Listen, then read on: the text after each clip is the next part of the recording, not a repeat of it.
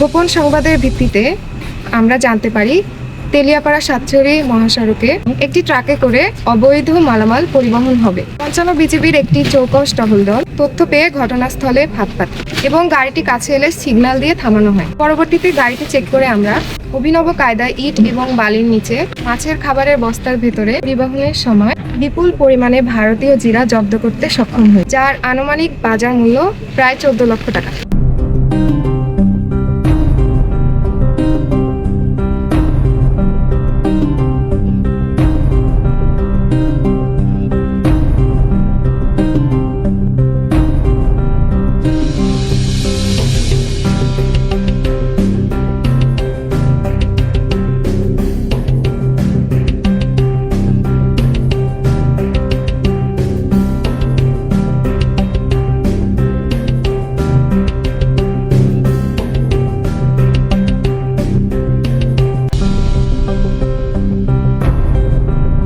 Border guard Bangladesh সীমান্ত সুরক্ষার পাশাপাশি কোনো অপরাধ এবং চোরাচালান দমনে দৃঢ় প্রতিজ্ঞ।